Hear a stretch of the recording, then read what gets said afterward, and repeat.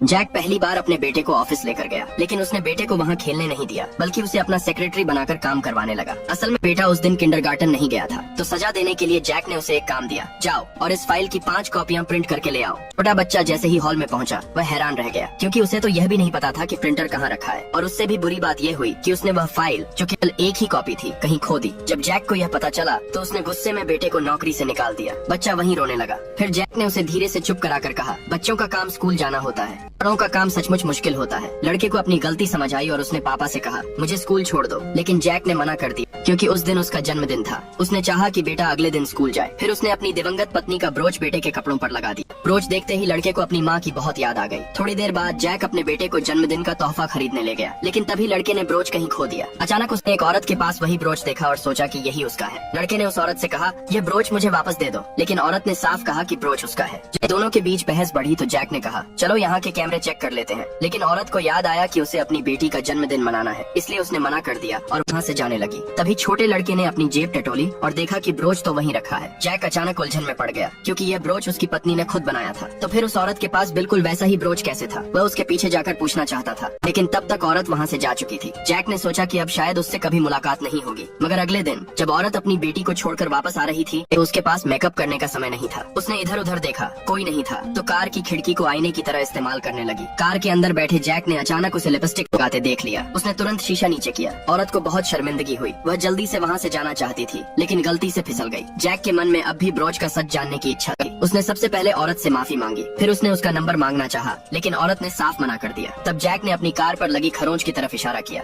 देखकर औरत घबरा गई। उसे लगा कि शायद जैक मुआवजा मांगेगा। मजबूरी में उसने अपना कॉन्टैक्ट नंबर एक पर्ची पर लिखकर कार पर चिपका दिया। नेक्स्ट पार्ट के लिए सब्सक्राइब कर।